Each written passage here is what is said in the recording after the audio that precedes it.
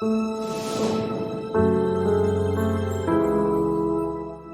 sou Karina Okajima Fukumitsu e você faz parte do programa Café com Karina. Sua jornada para se conectar com pessoas que extraem flor de pedra começa aqui e agora.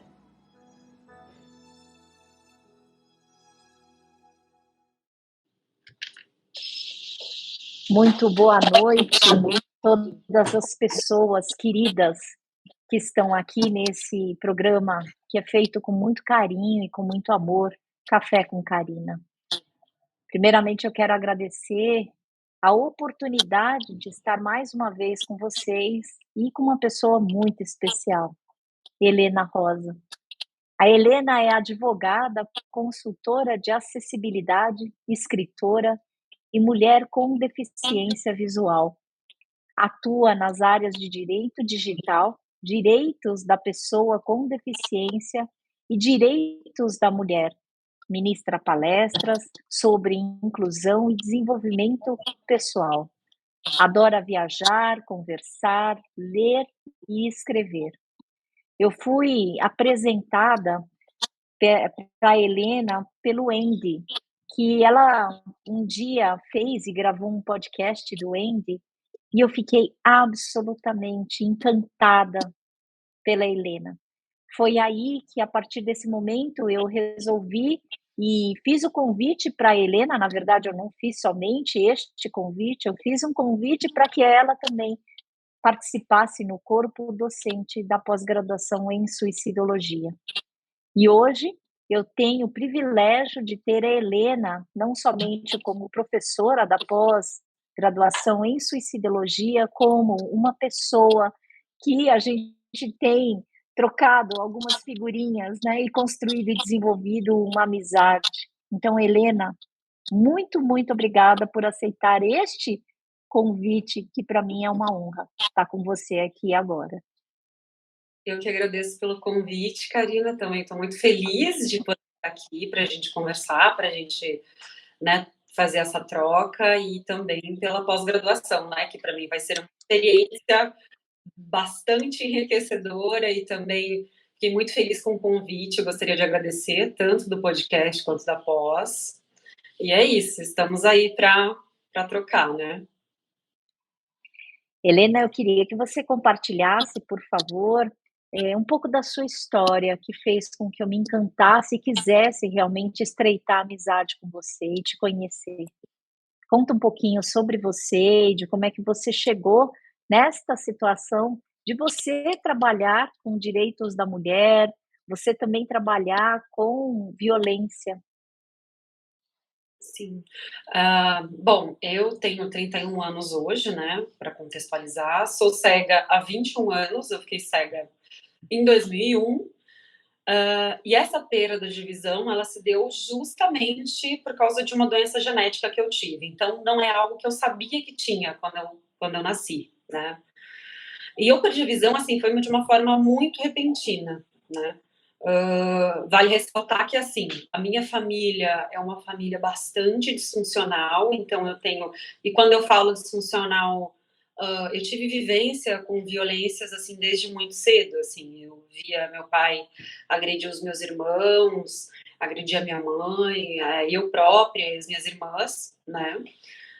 E isso desde muito pequena, né? Então, assim, eu convivi com isso desde muito pequena. E uma das coisas que eu acho que é importante falar é que a gente acaba normalizando, né, a violência. Muitas pessoas, elas sofrem abuso, mas elas não sabem que sofrem abuso ou violência que seja, né? E era o que acontecia comigo. Então, quando eu perdi a visão com 9 anos e meio, 9 para 10 anos, eu perdi a visão em agosto de 2001, o cenário da minha vida era esse, né? Eu era uma pessoa que enxergava 100% e que ficou cega, fui para a escola enxergando e voltei cega, e aí posteriormente eu descobri que eu tinha um tumor no cérebro, né? Eu acredito muito nos milagres que a vida, que a gente vive, né, vamos dizer assim, que acontecem na vida da gente. Porque eu sempre falo que a deficiência visual, a cegueira me salvou. Por quê? Quando eu descobri que eu tinha o meu problema, e aí, por óbvio, que eu vou contar a minha história, a minha experiência familiar e de pessoa com deficiência em paralelo, porque são duas questões que andam juntas, né, nessa descoberta de personalidade e de desenvolvimento pessoal. Nesse contexto de ter perdido a visão aos 9 anos e meio, eu passei por essa situação de me ver descobrindo uma doença genética em agosto de 2001. Em novembro eu fiz uma cirurgia, assim, a toque de caixa, muito rápido. E por que eu sempre falo que a deficiência ela me salvou? Justamente porque quando eu fui para o hospital, e eu fiquei muito tempo internada na pediatria, enfim. Hoje eu tenho até uma relação de amizade com o neurocirurgião que fez as minhas cirurgias, porque a gente acabou se aproximando tanto, né? Até em função dessa falta de estrutura familiar também, né? Quando eu fiz essa cirurgia que eu descobri, eu passei a conviver com outras famílias na pediatria do hospital, ali com 10 anos de idade, né? Quase 10 anos. Eu entendi, eu comecei a compreender que o que acontecia na minha casa era errado, né? E o que acontecia na minha casa? Era muita violência física, né? Meu pai sempre bateu muito na gente com pau, fio de luz, tijolos, de jogar no chão, enforcar, fazer afogamento, coisas assim que você acaba convivendo com aquilo, de uma certa maneira, a sua mente, ela vai... O ser humano se acostuma a tudo, né? Eu costumo dizer que a gente é muito adaptável, né? E isso vale para coisas muito boas e para coisas muito ruins, infelizmente. Né? E nem todo mundo tem essa resiliência ou até mesmo o discernimento de sair dessa situação. Então, convivendo com essas famílias no hospital, né, por óbvio, com outros pacientes infantis, eu comecei a entender que na minha casa, o que acontecia na minha casa era errado, né? Que o fato de meu pai bater na gente era errado, né, da maneira que ele batia, que era espancamento. O fato dele passar a mão em mim era errado, né? E aí, logo que eu voltei para casa, depois da primeira cirurgia, 6 meses depois de ter ficado cega, foi que essas violências evoluíram de violência física e psicológica para violência sexual. Então, ali com 10 anos, logo que eu fiquei cega, eu passei a sofrer também a violência sexual, dos 10 aos 14 anos. E nesse íntere, até os 12, eu fiz cirurgias, né? Então, como esse tumor ele crescia de novo, o pico do tumor ele foi na fase do estirão, né? Ali dos 9 aos 12 anos. Eu ia para o hospital e convivia com outras famílias. O neurocirurgião, muitas vezes, ele me internava sem precisar me internar, no sentido de que era só para fazer uma ressonância, mas ele me deixava uma semana no hospital, porque ele, assim, óbvio, com um olhar de profissional, ele percebeu que havia algo errado também, né? Com a minha família não ia me visitar, eu ficava muito tempo no hospital sozinha, eu chegava, às vezes, no hospital mal alimentada, com muito piolho, então o médico começou a interferir mais dessa maneira, né, para poder contribuir no meu tratamento. E, em paralelo, eu passei a compreender questionar, vamos dizer assim, essa seria a palavra, questionar o que acontecia dentro de casa. Eu sempre fui muito questionadora, desde muito pequena. Sempre, né, de, assim, parar para pensar nas coisas e por que isso acontece, né? E, assim, uma das primeiras coisas que meu pai fez também foi me tirar da escola. Eu sempre gostei muito de estudar e ele me tirou da escola, porque, segundo ele, eu tinha ficado inválida. Eu só servia para ser mulher dele. Essas são palavras que ele me repetia muitas vezes, assim. E, assim, a partir do momento que ele começou a dizer isso, eu não sei, tá? Eu acredito muito em Deus, eu acredito muito na espiritualidade. E aí eu passei a questionar de uma maneira tudo que ele me falava, que eu passei a simplesmente, assim, se ele falava, não, você não vai conseguir, eu ia lá e fazia só para contrariar ele. E assim, né, é até engraçado falando, mas assim, sei lá, para uma criança, né, eu queria muito voltar a estudar. E aí eu falei, eu quero aprender o braille, eu fugi de casa, consegui ir para uma escola, tive umas 2, 3 aulas de braille, ele descobriu, acabou me batendo, me deu uma surra. Só que eu ganhei alguns materiais para estudar em casa das professoras, né? Enfim. E aí eu treinava braille. Um dia ele me pegou treinando braille em casa. E ele me falou, eu me lembro muito dessa frase, assim, tá treinando para ser cega? E eu falei para ele, tô treinando para ser cega, sim. Ele tá treinando para ser inválida. Eu falei, tô treinando para ser a cega, mas, assim, não posso falar o palavrão, né? Tô treinando para ser a cega melhor que eu pudesse ser. Isso que eu falei para ele. E que ele ouviu falar muito de mim ainda. Então, sei lá... Querida, pode falar do jeito que você falava, por favor, para trazer a situação tal como ela Então... precisou acontecer. É que na época eu não falava palavrão, então é isso, assim. Hoje eu falo, graças a Deus. Então, manda ver. Pode falar. Então, assim, ele falou, né? Ele falava usava, né, esses termos, assim, muito em função de querer até me diminuir mesmo, né? Você tá treinando para ser cega? Eu falava, tô treinando para ser a cega mais foda que eu puder ser, né? É a melhor cega. E foi assim, e aí eu lembro muito desse insight, assim, foi um divisor de águas ali, aos 12, 13 anos. Vale ressaltar que nesse contexto nós, assim, praticamente ficávamos sozinhos com ele em casa. A minha irmã mais velha tinha fugido de casa justamente pelos abusos, porque ela também era abusada. Ficamos eu e 2 irmãs mais novas, né? Então, nesse contexto, eu cuidava de casa, eu ficava trancada em casa, não tinha contato com ninguém. Então, a gente morava a 4 quilômetros da cidade.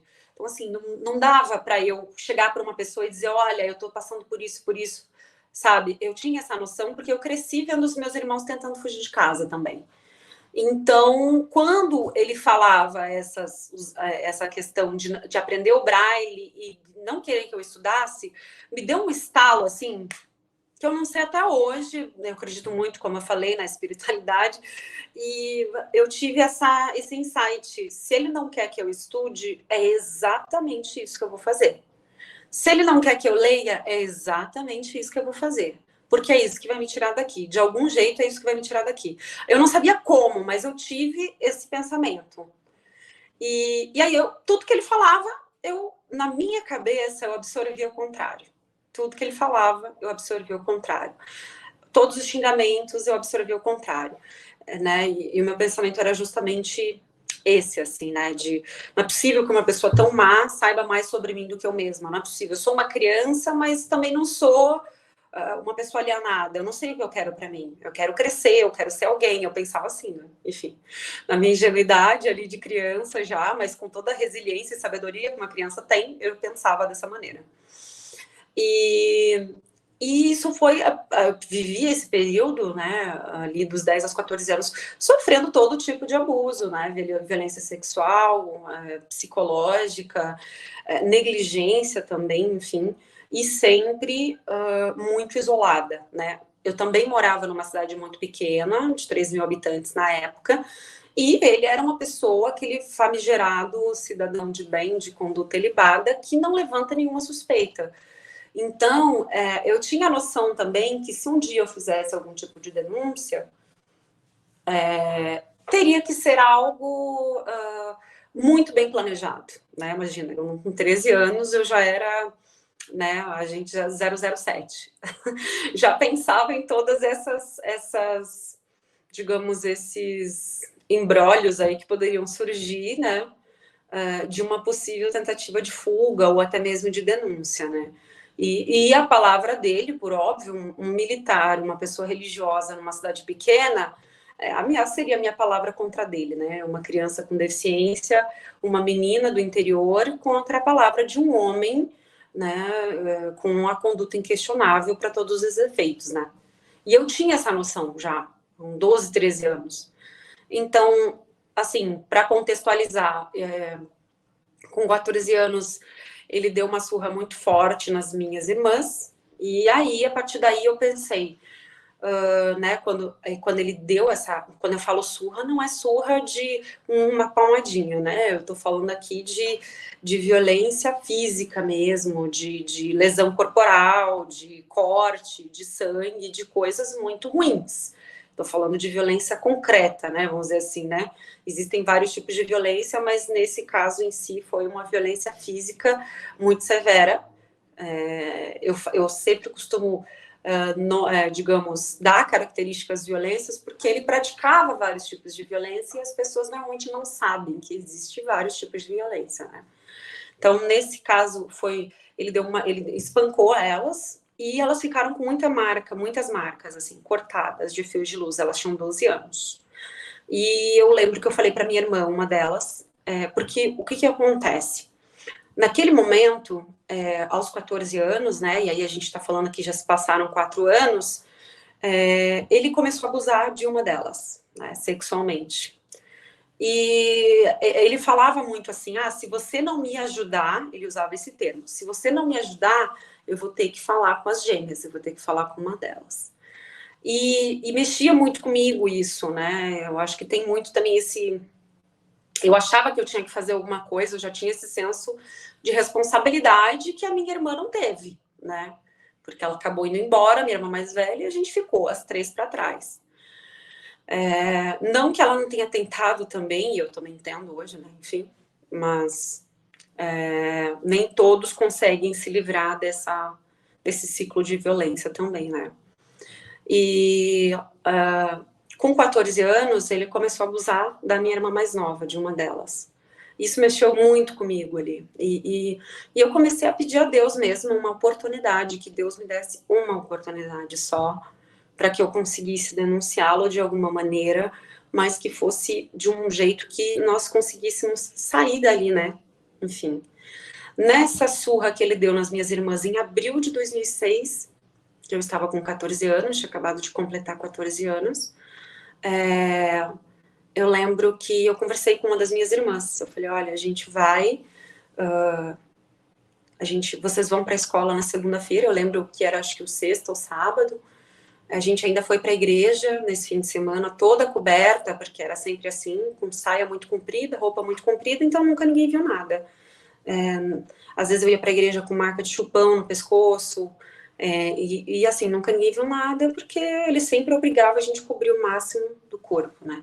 Então, e tinha também toda essa necessidade de ajudar outras pessoas da igreja para que não levantasse suspeita, assim, também, né? Então, muita gente gostava dele. Dentro de casa ele era como ele era para nós, mas fora de casa ele era, né, digamos, uma pessoa, assim, com uma conduta absolutamente generosa, caridosa, enfim. E quando eu descobri que ele estava abusando da minha irmã, e muitas vezes a minha irmã sumia, eu ia procurar minha irmã, e às vezes eu gritava, eu chamava por ela, e ela me contou depois, né, depois de adulta, ela me contou que às vezes eu passava do lado dela, mas óbvio, eu não enxergo, né, então eu passava do lado dela gritando o nome dela e ele tapava a boca dela. Então, assim, isso me doeu muito, assim, depois de adulta, sabe? Olhar para trás e entender que tudo aquilo aconteceu, enfim. Então, quando a gente, voltando, né, para os 14 anos ali, para esse contexto do espancamento das gêmeas. Elas sofreram esse espancamento e eu conversei com uma delas. Falei, olha, você vai chegar na escola amanhã e vai mostrar as marcas, né? E aí ela foi o que ela fez. Eu falei para ela, quando você chegar na escola, fala que tem a sua irmã que é cega, que tá trancada em casa, porque ele me trancava em casa, né? Eu não tinha contato com outras pessoas, eu não tinha amizade com outras pessoas, né? Então, assim, para eu conseguir relatar o que acontecia lá dentro para alguém era praticamente impossível, né? Ele, como militar que foi, e uma pessoa assim, né, com uma inteligência pro mal absurda, tudo era muito calculado, assim, né? Então, eu tinha essa noção de que ia ser, assim, um milagre mesmo eu conseguir sair dali. E aí a minha irmã fez isso, falou pro diretor, mostrou as costas delas, que estavam, assim, no vivo, né, na carne viva, e o diretor chamou o conselho tutelar, porque eu falei para ela, se você mostrar que as suas costas estão desse jeito, vamos chamar o conselho tutelar, né? E foi o que fizeram na escola, chamaram o conselho tutelar, e aí eu pedi para minha irmã, olha, quando o conselho tutelar chegar, você fala que a sua irmã, que é cega, está trancada em casa. E nesse dia, eu lembro bem o dia, porque eu comemoro todo ano esse dia 17 de abril de 2006, que foi o dia que eu saí de casa, a polícia chegou lá em casa, assim, e me tirou de casa com a roupa do corpo. Eu saí sem documento, sem nada. Eu simplesmente saí de casa.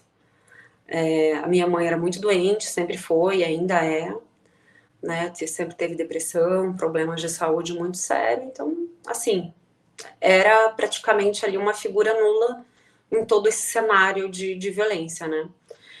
E a polícia chegou lá em casa para nos buscar. E por que lá atrás eu comentei que os meus irmãos, eles tentaram fugir várias vezes, eles nunca conseguiram. Como eu falei, meu pai era militar, né? Então, assim, ele se aposentou na polícia militar, mas por muito tempo da minha vida, os policiais que atuavam na minha cidade eram militares que tinham trabalhado com ele. Então, assim, meus irmãos fugiam, e os militares traziam meus irmãos de novo para casa. Não existia assim, vamos questionar, vamos tentar entender o que está acontecendo, por que essas crianças fogem de casa, né? E eu lembro que nesse dia que a polícia foi me buscar, que foi assim um milagre, justamente porque recentemente tinha tido um concurso para a polícia militar e ainda estavam sendo chamados novos candidatos aprovados. E quem foi me buscar na minha casa foram um soldado e uma soldado que não tinham atuado até então na minha cidade, então não conheciam ele, né? Então me pegaram e tiraram de casa. Naquele dia eu lembro que ele levantou e saiu de casa, porque ele às vezes deixava a gente por dias sozinho em casa.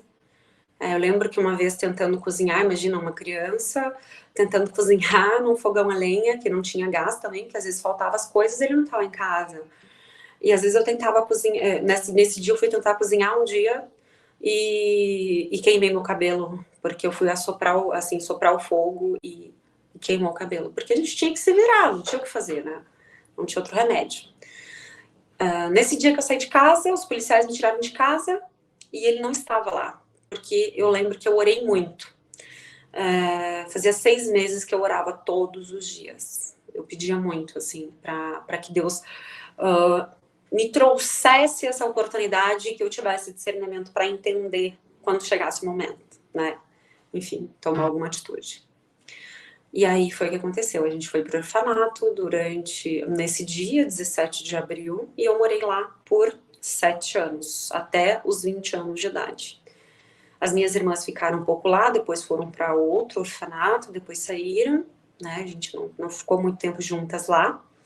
Mas eu, por ser uma menina com deficiência, né, também, eles deixaram ficar mais tempo, né? Porque tem essa questão também, né, de que quando você mora num abrigo, inteirou 18 anos, tchau, tchau, um beijo, sucesso, e é isso, né?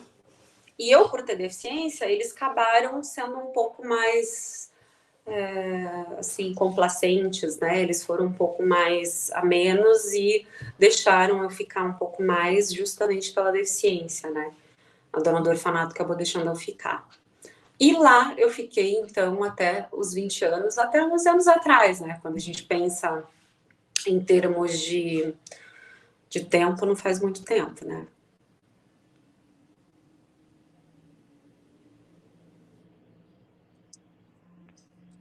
Tá aí ainda, Karina? Tô aqui. Parei um pouco de falar só para vocês darem um sinal de vida aí. Ai, ai. Posso continuar? Encantadora você é. Eu preciso trazer isso. Que admiração por você e quanto que as tuas orações foram atendidas e ao mesmo tempo eu fico pensando que pessoa iluminada. Esse programa ele foi desenvolvido para apresentar pessoas inspiradoras, minha querida. E que realmente, eu não sei se você se deu conta de que você pediu, mas você também ofereceu muitas razões para você poder ter sido resgatada. Sim, sim. E E assim, eu você, né? acredito muito em missão também espiritual, né? Eu acredito muito nisso, porque não tem outra explicação, né? Eu brinco que eu acho que eu sou uma alma velha, porque, sei lá, com 12 anos eu já tinha a mentalidade de uma pessoa adulta, eu tinha noção de tudo, sabe? Eu não sei dizer, é Deus mesmo, né? E felizmente, assim, nossa, eu fico tão assim, fico assim, que bom, né? Conhecer pessoas assim como você, Helena. Hoje eu tenho, assim, noção, um pouco mais de noção, né? Na época, obviamente, eu não tinha, mas da importância que tem aparecer uma pessoa muitas vezes dentro de uma família, porque o que acontecia na minha família? Eram ciclos de violência. A minha avó, minha bisavó tinha sido estuprada, minha avó foi, a minha mãe foi, eu fui, minha irmã mais velha foi, minha irmã mais nova foi. Existia uma cultura do estupro e da violência, e aquilo que eu falei lá no início da nossa conversa, justamente das pessoas normalizarem a violência. Às vezes você está envolvido num contexto de violência e você não percebe que aquilo é uma violência, né? Precisou, né, vamos dizer assim, porque nenhum dos meus irmãos tiveram atitude para combater isso, né? Precisou, digamos, né, eu ficar cega da maneira que foi e ir para um hospital e ter uma convivência com outro universo, conhecer pessoas que, né, entre mil aspas aqui, levavam uma vida normal, né, para eu entender que a minha família não era normal, que o que acontecia na minha casa era errado, né, essa tudo isso que acontecia, assim, que, enfim, todo esse contexto de violência psicológica, física, sexual, né?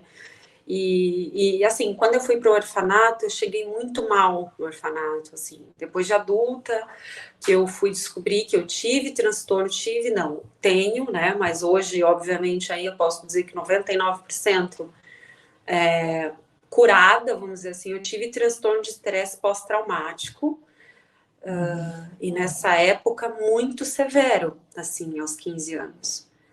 Porque foi E ali olha que eu só, vivi. E aí eu vivi.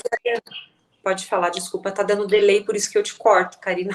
Perdão. não, mas pode continuar, que aí depois que você falar eu entro. Vamos lá. Não, o que eu ia comentar é assim, que com 15 anos, foi ali que eu me dei, assim, entre aspas até, e depois eu contextualizo, a viver o peso de tudo aquilo, assim, né? E por incrível que pareça, né, um outro alerta que eu acho bem importante também a gente falar, e sempre que eu falo, sempre que eu dou palestras ou que eu tenho uma conversa com alguém, eu acho muito importante a gente ter, assim, a gente quebrar, além de quebrar o ciclo da violência, que foi algo que eu já mencionei aqui, a gente é difícil você lidar com o abandono, porque estranhamente a gente vive numa sociedade, né, e eu como profissional do direito posso falar isso também, não só por ter sido vítima, vamos dizer assim, as pessoas, a gente vive numa sociedade que ela oculta o criminoso e ela expõe a vítima, né, sempre. E existe um abandono muito grande, né, então esses 7 anos que eu morei no orfanato, eu nunca recebi ligação de ninguém, eu nunca recebi visita de algum familiar que questionasse o que aconteceu, nada. Eu passei 7 anos esperando, nada, nada. Depois de adulta, eu tive que ouvir que eu envergonhei o nome da família.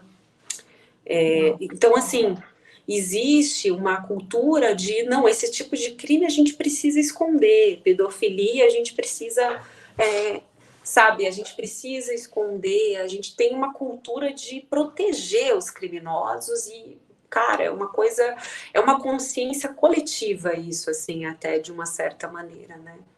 Então, por exemplo, no orfanato, teve algumas pessoas que me questionaram se era verdade E eu falei, gente, que ser humano em sua consciência, né? Que uma criança que vive numa família estruturada, ela vai preferir sair de casa para morar num orfanato, né? Mas, enfim, Uhum. né, tem Eu doido acho para que tudo. tem pontos muito importantes que você trouxe, né? Primeiro, com se acostumar com o sofrimento. Eu costumo, Sim, inclusive, falar que o processo de morrência, ele é trazido, o processo de morrência, que é esse definhar existencial, ele vai acontecendo porque a gente se acostuma com aquilo que a exato. gente não deveria se acostumar, né? E E em fazer vez escolhas da no momento agressão, certo também, né? Você fazer exato. escolhas no momento certo, é. Agora, tem uma coisa que é muito importante também que você traz, né? Porque quando a gente se acostuma, a gente, para lidar com a agressividade, a gente tem que aprender a transgredir, a fazer diferente. E quando você entra em contato no hospital com o diferente, percebendo que existem famílias ou existiam famílias bastante diferentes da sua, isso te deu parâmetro para você se comparar e perceber que você estava no meio extremamente agressivo, né? E que você tinha direito de pleitear uma outra possibilidade de vida. E é isso eu achei Exatamente, fenomenal, né? Porque se a exato. gente for, eu não estou julgando a tua família, mas eu estou pensando, né, na seara da agressividade, quem era mais cego eram todas as pessoas do seu entorno.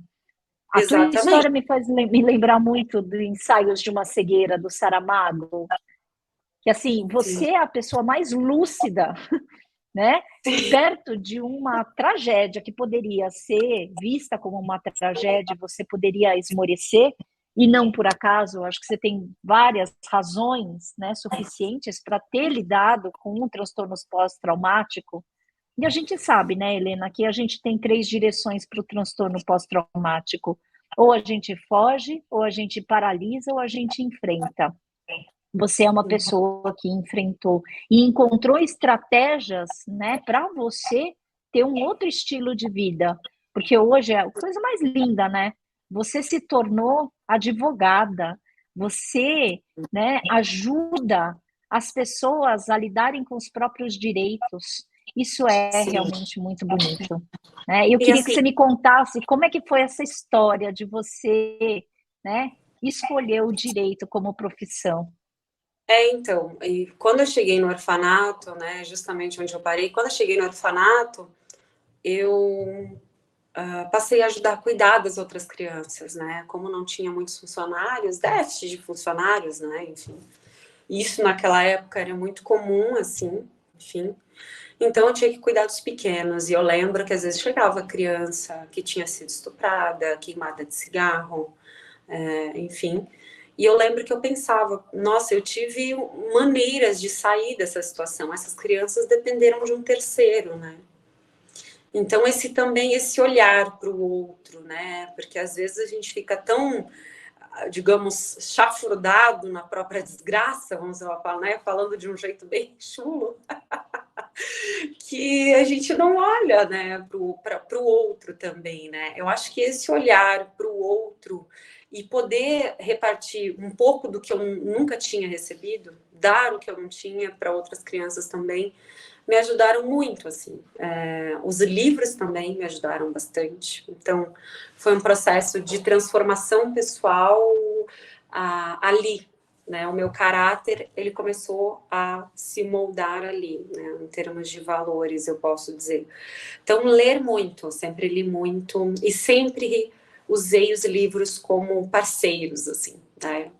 Eu sempre brincava, assim, né? E eu, assim, brincava modo de falar, né? Mas eu sempre fazia uma troca que eu pensava muito nos livros que eu lia para não pensar muito em tudo que eu tinha vivido, para não focar tanto nesse sofrimento.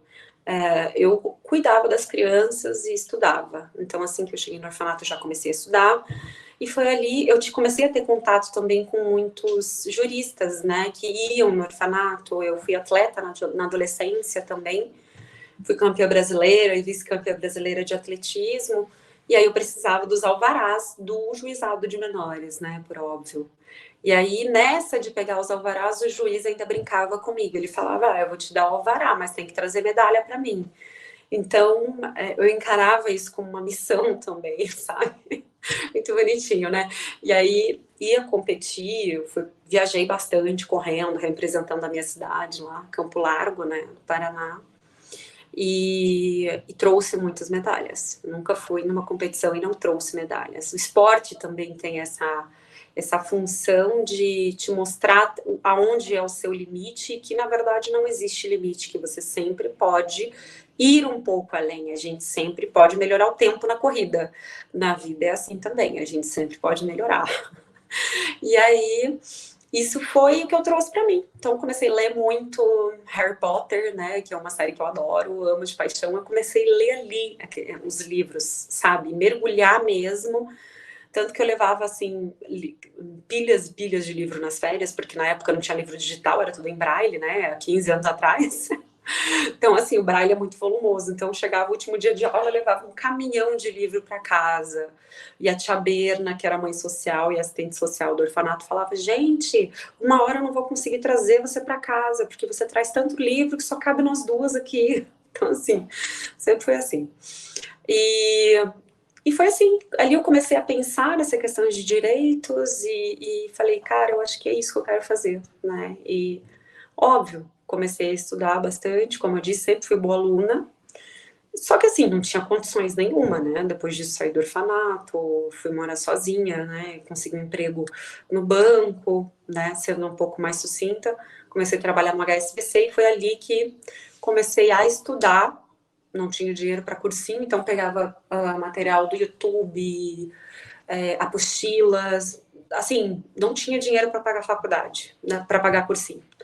E eu falei, eu preciso conseguir uma bolsa, né? E eu me lembro de alguns anos antes, voltando um pouco, eu estava com uns 19 anos, 20 anos, e eu morava no orfanato ainda, eu estudava numa escola em Curitiba, que eu descia do ônibus, eu ia pro lado direito, onde era o supletivo que eu estudava, né? E eu lembro que a filha de uma professora tinha passado numa universidade de direito que ficava na quadra da frente. Era uma das melhores universidades particulares da região sul ali do Brasil. E eu lembro que eu desci do ônibus, eu pensando comigo ali, né, com a minha bengala, tal, batendo bengala, e pensando, poxa, podia conseguir, né, entrar na faculdade também, né, a Gabi conseguiu, que era o nome da filha dessa professora, podia conseguir também. E eu sempre brinco que eu sempre tive duas Helenas dentro de mim. A Helena que é negativa, a Helena que só vê tragédia, e a Helena que fala, não, você vai conseguir. Se você não conseguir, pelo menos tenta, porque você vai, digamos, andar para frente de cabeça erguida, porque pelo menos você tentou, né? Então, lembro nesse dia que eu atravessei a rua para a escola, né? Estava no ensino médio ainda, e eu pensei assim, falei, poxa, eu podia entrar na faculdade também, né, como a Gabi. E aí a Helena bola murcha, né, a Helena negativa me disse, né, não, mas você não tem ninguém, não tem pai, não tem mãe, imagina que você vai conseguir entrar numa faculdade de Direito e numa faculdade como essa que você quer entrar, que é uma das melhores, né. E aí a outra Helena, que é a Helena sábia, né, que eu sempre brinco, né, fala, mas você pode tentar, por que não? Né? Você pode conseguir, você pode estudar e você pode chegar lá. Se outras pessoas conseguem, né, ok, elas estão um passo à frente porque elas têm uma estrutura familiar, muitos não têm deficiência, mas você pode conseguir, né? Ou tentar que seja. E foi assim que eu fiz, né? Depois que eu entrei no banco, uns 4 anos depois, morando sozinha, eu comecei a estudar, fiz o Enem. No ano que eu fiz o Enem, 2015, foi o ano que o tema do Enem, não sei se você vai lembrar até, foi a violência doméstica. Lembra?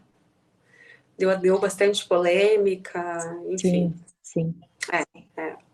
E eu fiz a minha redação, basicamente contei a minha vida ali em terceira pessoa, né, enfim. E tirei a nota máxima da redação e consegui a bolsa. Me inscrevi em várias universidades e eu consegui na universidade que eu queria, naquela que era no mesmo bairro do supletivo que eu estudava, no centro de Curitiba. Então, me lembro muito. É isso que eu ia falar agora. No primeiro dia de aula, Karina, eu me lembro muito do primeiro dia de aula, assim, da faculdade que eu falo, né? Ali em fevereiro de 2016 já, né? Eu lembro que eu desci do ônibus naquele mesmo ponto de ônibus, 5 anos depois, né? E eu me lembro dessa sensação de eu ter pisado na calçada, na mesma calçada que eu andava todos os dias e que eu ia para o lado direito, porque o supletivo ficava do lado direito, e ao invés de ir para o lado direito, eu ia para o lado esquerdo. E eu me lembro de eu andando ali e tal, minha bengala, mochila, e eu tive essa lembrança, me veio assim claramente, assim, exatamente aquele dia que eu pensei que eu não ia conseguir, e que um lado meu acreditava que eu não ia conseguir porque eu não tinha estrutura familiar, eu não tinha família, né? E o outro lado acreditando e tendo essa fé de que sim, eu tinha dignidade para chegar lá, né? Que eu podia. Então, eu me lembro da emoção que eu cheguei no primeiro dia da faculdade. Eu cheguei com o olho cheio d'água na faculdade, porque eu fui o trajeto todo, essas 2 quadras, pensando que eu estava andando as duas quadras para a esquerda, que eu estava na faculdade, que era, à época, uma das melhores da região sul do Brasil, particular, que eu tinha conseguido, que eu consegui bolsa, que eu passei em primeiro lugar e que eu cheguei lá. E óbvio, né? Nem tudo são só troféu ou pódio, né? Mas o primeiro ano da faculdade foi muito difícil, né? Trabalhando no banco, eu cuidava da minha mãe nessa época, ela morava comigo e ela sempre teve problema de saúde, então só eu trabalhando. Eu não tinha dinheiro para comprar uma coxinha, sim, R$ 4. Não tinha. Eu levava bolacha de água e sal para a faculdade, mas eu nunca faltei aula. Nunca reprovei, enfim, sempre me dediquei bastante assim para os estudos, né? E no meio da universidade eu vim para São Paulo ainda, porque em 2018 saiu o mandado de prisão dele. Ele sabia onde eu trabalhava, ele sabia onde eu estudava, porque a minha mãe, que morava comigo, acabou voltando com ele depois e contou para ele onde eu morava, onde eu estudava. Ele ligou no meu trabalho, ele descobriu o departamento que eu trabalhava. E aí aquilo, né? Você imagina, para uma mulher que enxerga já é difícil. Eu andava na rua com muito medo também, né? Eu tinha esse medo. Então, mais isso para lidar, né? Enfim.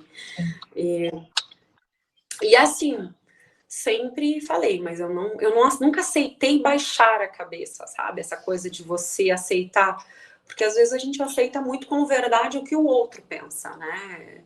É óbvio que a gente precisa trocar com outras pessoas, mas a partir do momento que você se relaciona com uma pessoa que ela te diminui como ser humano, né?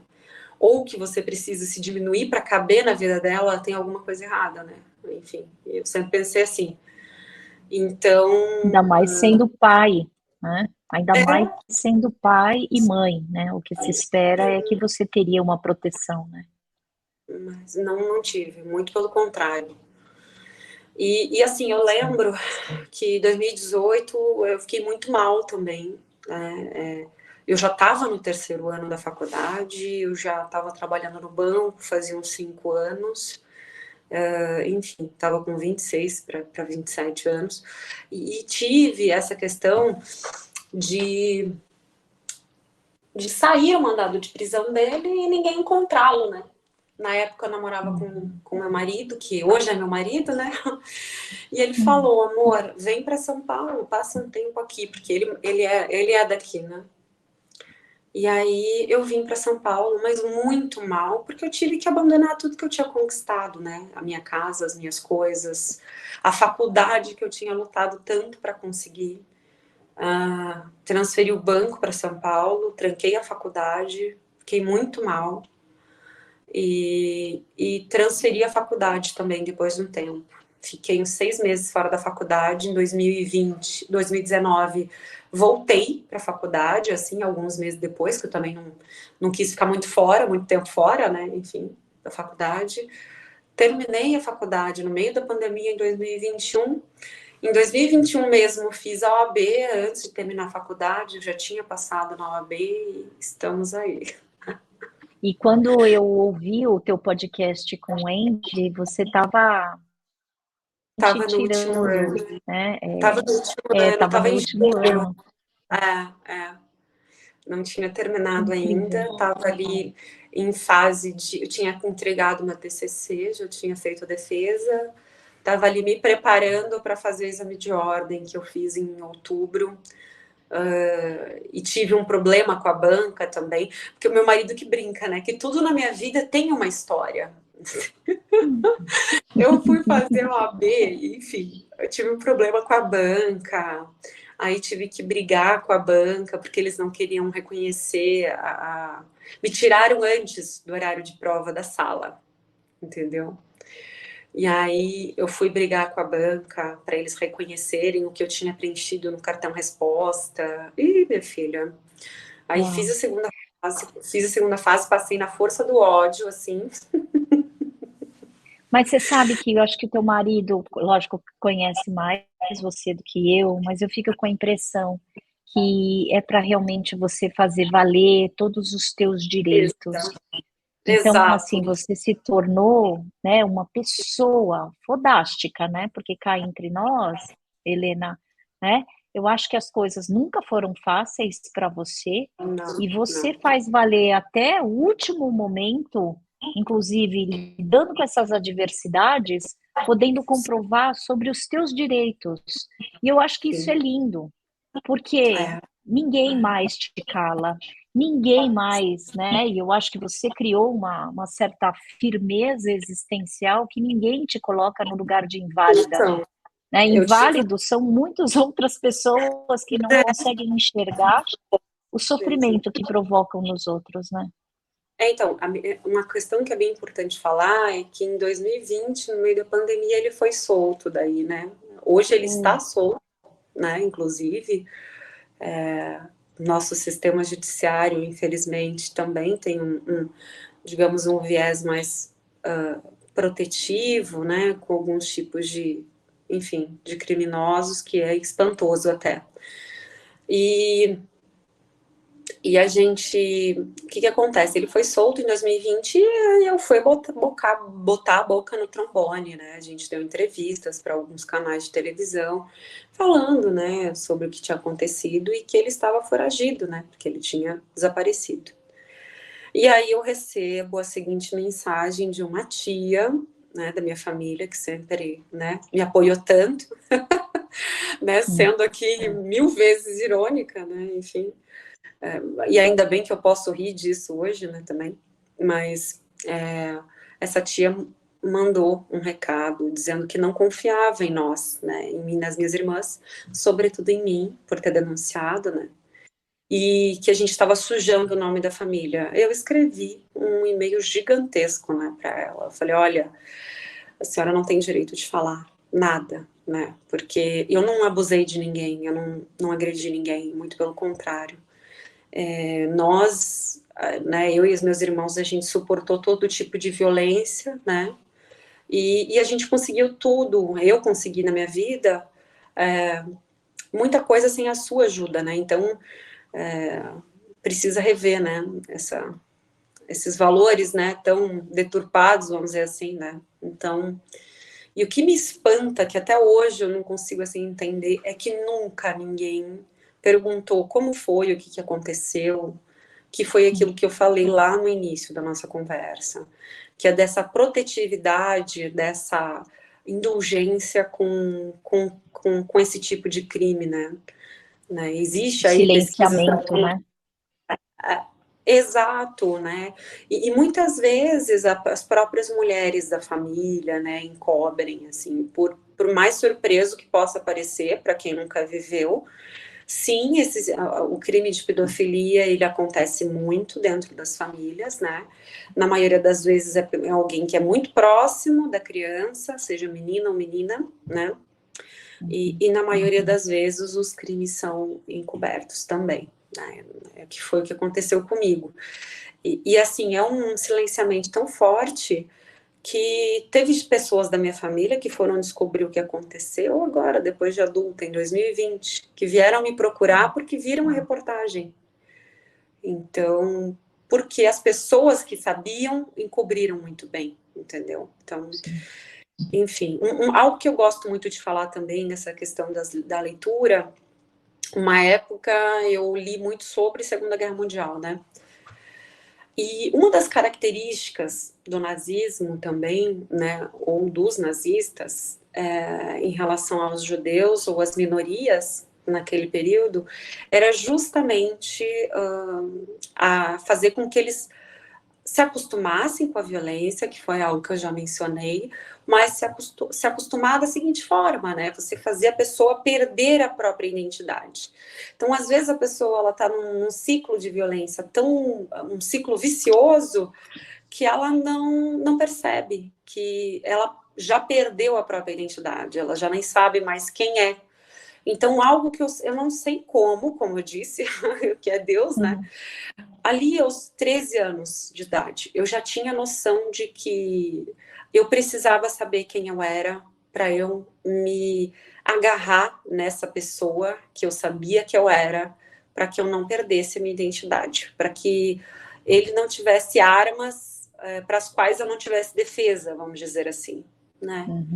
E, então é isso, assim, sabe? Então, lendo, né, esses livros sobre o nazismo, li muita coisa, tinha uma época que eu era até um pouco viciada nesse assunto, eu entendia muito a linguagem das vítimas do nazismo, essa tortura psicológica, essa violência física, psicológica, que te deixa numa redoma mesmo, né, de violência, e a pessoa acaba se acostumando, ela não consegue sair daquilo ali, né, enfim. E mais que isso, né, eu acho que você também aprendeu as duras penas, aquilo que né, todas as pessoas que sofreram pelo nazismo, né, que é a questão da sobrevivência.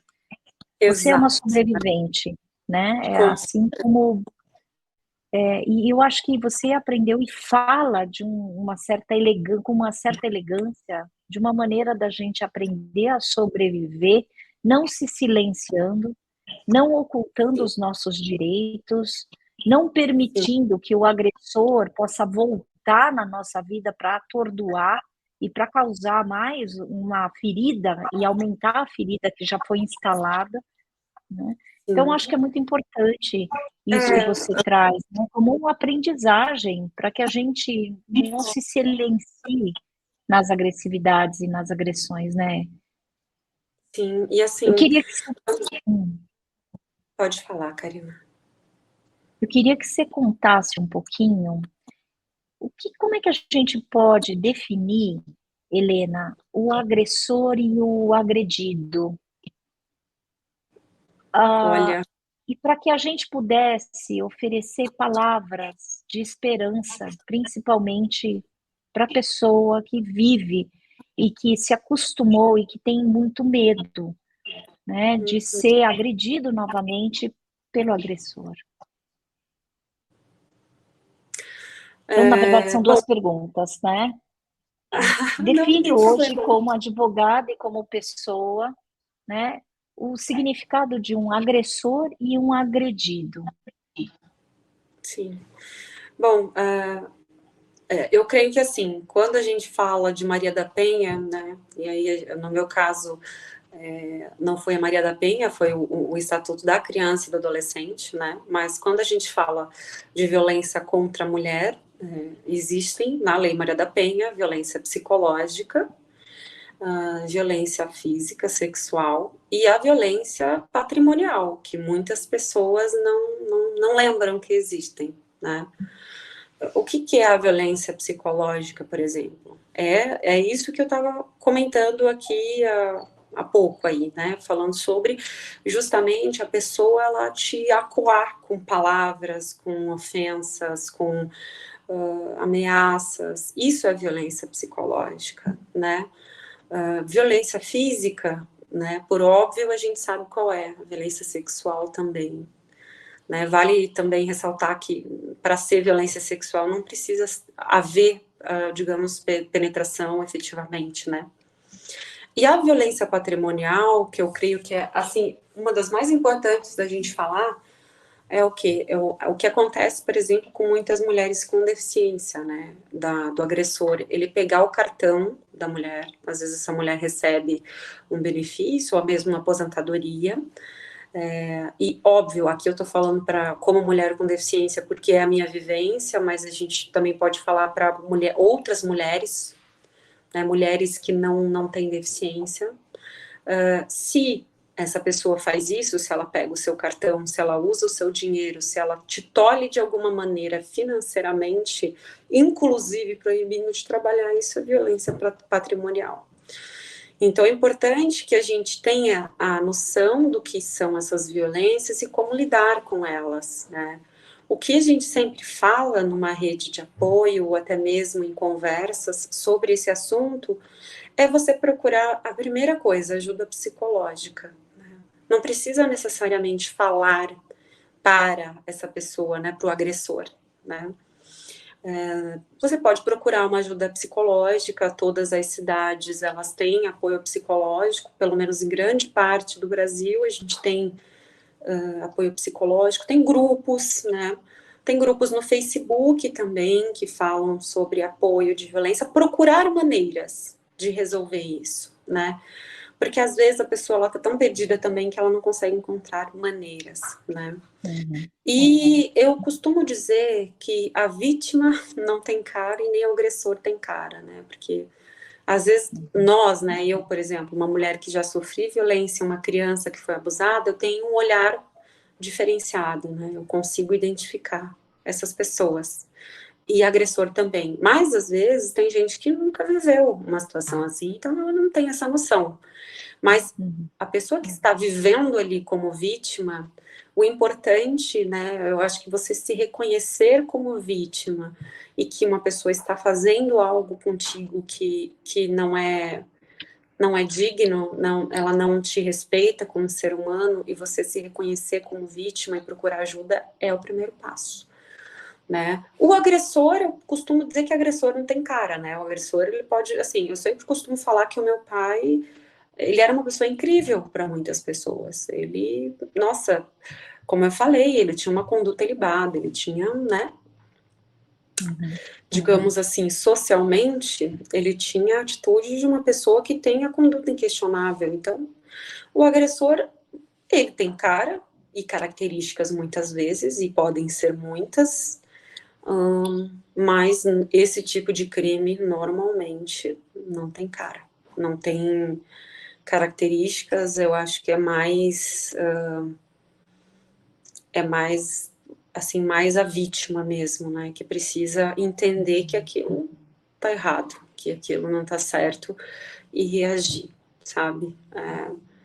E fazer tudo com muita calma, né? Eu acho que quando a gente está numa situação dessa tão grave, a tendência do ser humano, quando a gente está se sentindo acuado de alguma maneira, é você reagir instintivamente. O instinto é você ser um pouco mais enérgico, um pouco mais agressivo, mas eu acho que fazer com calma, pensar no próximo passo e não esquecer da própria identidade, né? Procurar saber quem você é. Quem sou eu? Né? Por exemplo, meu pai falava, né? Você é inválida. Eu falava, não, eu não sou inválida. Se ele está falando que eu sou inválida, é porque eu sou muito capaz. Não, você não vai conseguir. Não, não. Se ele está falando que eu não vou conseguir, eu vou conseguir. Sabe? É você reagir, né? De alguma maneira. E psicologicamente falando, né? Porque às vezes a gente fala reagir, né? Parece até um pouco assim, ostensivo, né? Mas não, reagir psicologicamente. A pessoa ela nem precisa saber que você está reagindo, mas só o fato de você se questionar e não se colocar nesse lugar né, onde essa pessoa está te colocando, já é um grande passo. E na verdade, né, Helena, eu fico pensando que quando você fala em aspectos de reagir psicologicamente, é essa transgressão. A palavra transgressão é ir além da Sim, agressão. Isso quer dizer que sim, quando você tem uma resposta diferente daquela que você ficou acostumada durante muito tempo, e você começou a transgredir, inclusive, as convicções daquilo que você ouvia, e você não engoliu por inteiro, isso te tornou a pessoa que você é. Né? E eu fico muito admirada, né, por toda essa luz, que quando você fala assim, eu oriento a vítima a ter calma. Um dia eu olhei é cultura facebookiana, tá? Um post que eu não sei quem é o autor, mas para mim faz muito sentido. Você tirando o C da palavra calma, fica é, alma. E eu tenho certeza que toda a tua batalha sempre foi muito conectada, não somente com a calma, mas muito com a sua alma que inspira, e você criou uma nova identidade que não era, né, a Helena negativa, mas a Helena que realmente podia ir ao encontro de uma acessibilidade emocional para que você entendesse que mais do que, né, inválida que você não é, você poderia dar validade, né, para quem você e para a tua história, porque a tua história é realmente uma história de luz, com muita é, alma, com muita com alma. certeza. E é o que eu costumo falar Eu, também, Karina, que eu acho que é bem importante, assim, só para finalizar, eu falo muito sobre perdão também, né? As pessoas perguntam, mas por que que você fala sobre tudo que aconteceu com você?